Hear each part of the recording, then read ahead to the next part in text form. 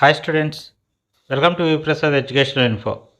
ఈరోజు మన టోఫెల్ క్లాసులో భాగంగా 8th and 9th క్లాసెస్కి August 29th చెప్పవలసినటువంటి TOEFL junior level day wise practice sheet గురించి తెలుసుకుందాం. Reading practice. ఈ రీడింగ్ ప్రాక్టీస్లో ఈ కోరీ బుకర్ గారి ఒక స్పీచ్ అనేది ఇక్కడ ఉంది. ఈ స్పీచ్ అనేది మనం ఇచ్చినటువంటి టెక్స్ట్ని చూస్తూ ఎలా చదవాలో ఆడియో వస్తుంది. ఈ ఆడియోని వింటూ దీన్ని రీడింగ్ ప్రాక్టీస్ చేయండి. We were walking down the road, and I'll never forget the gunshots that rang out. It sounded like cannon fire because they echoed between many of the buildings. And I turned around to see kids running down the hill towards me, screaming. And I sprinted through the children to get to the steps, where I saw another kid sort of holding onto the banister, stumbling backwards. And I caught him in my arms, looked over his shoulder, and I saw his white T-shirt just filling with red blood. And I remember putting him down on the ground, screaming at people to call an ambulance, and blood just seemed to be coming from everywhere. I found out his name. His name was Wazin. I threw my hands into his bloody shirt, having no medical training whatsoever, just trying to stop the blood.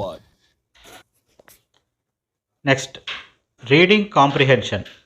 ఈ reading కాంప్రిహెన్షన్లో ఇచ్చినటువంటి ఈ ప్యాసేజ్ని చూద్దాం. Helen Keller was born on 27th July 1880 in Alabama. Helen Keller గారు Alabama రాష్ట్రంలో 27 జూలై 1880 సంవత్సరంలో జన్మించారు. She was very healthy and had no medical problems. ఆమె జన్మించినప్పుడు ఆమెకు ఎటువంటి అనారోగ్యాలు కానీ మెడికల్ ప్రాబ్లమ్స్ కానీ లేవు. చాలా ఆరోగ్యంగా ఉన్నారు. Her father worked for a news paper and her mother stayed home to take care of her.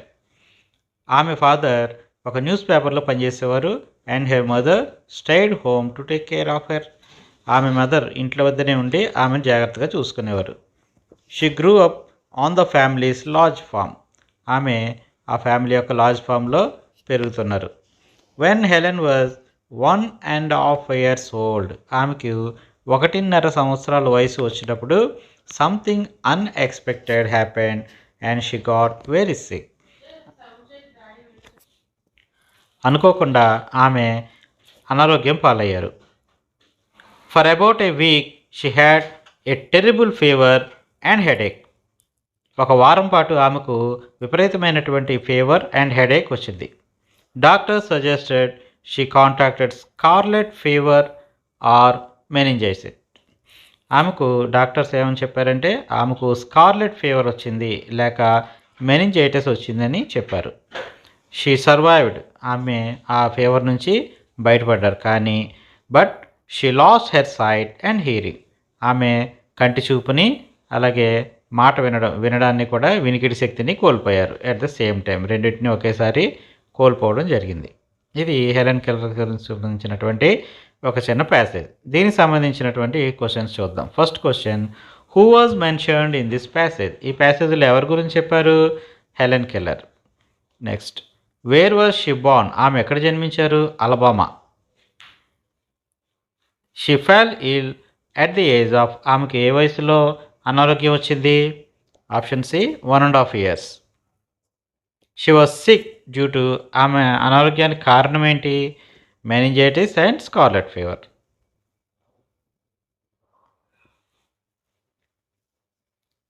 Next, fifth question, her sickness was resulted in. ఆమెకి వచ్చినటువంటి అనారోగ్యం వలన ఏం జరిగింది? Sight and deaf. ఆమెకు దృష్టి లోపము అలాగే వినికిడి లోపం అనేది జరిగింది. నెక్స్ట్, లాంగ్వేజ్ ఫామ్ అండ్ మీనింగ్. ఈ లాంగ్వేజ్ ఫామ్ అండ్ మీనింగ్లో ఇచ్చినటువంటి ఈ సెంటెన్సెస్ చూద్దాం. Harry Houdini was perhaps the greatest magician of all time. Harry Houdini అనే ఆవిడ ఒక ప్రపంచంలోనే అందరికంటే కూడా ఒక greatest magician. One of his most famous tricks was making an elephant disappear. అతని అన్నిట్లోకి మోస్ట్ ఫేమస్ ప్రసిద్ధి చెందినటువంటి మ్యాజిక్ ట్రిక్ ఏంటంటే ఎలిఫెంట్ని మాయించేయడం. an elephant named Jenny was brought onto the stage. Jenny పేరు కలిగినటువంటి ఎలిఫెంట్ స్టేజ్ మీదకు తీసుకురాబడింది. She greeted the audience by raising her trunk. ఆమె అక్కడ ఉన్నటువంటి అంటే ఎలిఫెంట్ అనమాట వచ్చినటువంటి ఆడియన్స్ అందరినీ కూడా తన ట్రంక్ను పైకెత్తి గ్రీట్ చేసింది, అంటే పలకరించింది. She was then given Houdini a kiss and was led into a giant box. ఆ తర్వాత ఆమె, అంటే ఎలిఫెంట్, హోడనీకి ఒక కిస్ ఇచ్చి ఆ తర్వాత ఒక పెద్ద బాక్స్లోకి పెట్టబడింది. అంటే దాన్ని ఒక పెద్ద బాక్స్లో పెట్టిన తర్వాత హోడనీ ఒక మ్యాజిక్ ట్రిక్ ద్వారా ఆ ఎలిఫెంట్ని మాయం చేస్తారు. Next item listening test helpful crow. దీనికి సంబంధించినటువంటి ఆడియో క్లిప్ విందాం.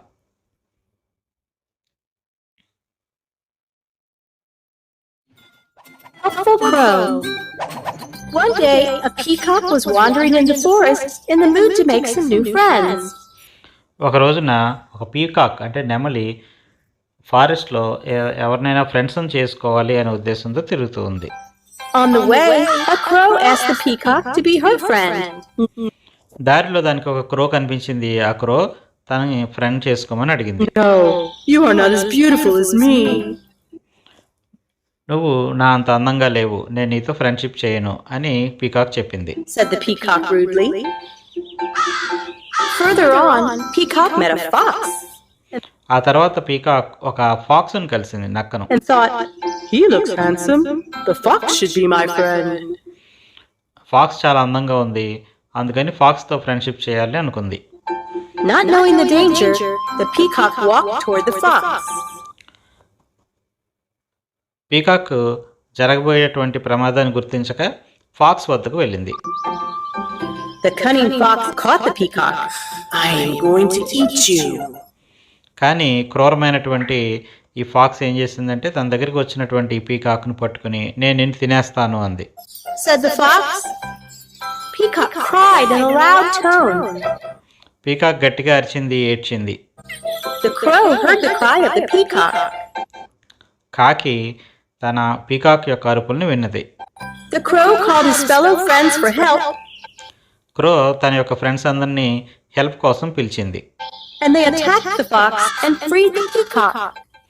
అప్పుడు ఆ కాకులన్నీ కూడా ఆ ఫాక్స్ని అటాక్ చేసి పీకాక్ని విడిపించాయి. The peacock was very thankful to the crow. Peacock క్రోకి తన థ్యాంక్స్ చెప్పింది. They became good friends. ఆ తర్వాత పీకాక్ అండ్ క్రో ఇద్దరు కూడా మంచి ఫ్రెండ్స్ అయ్యారు.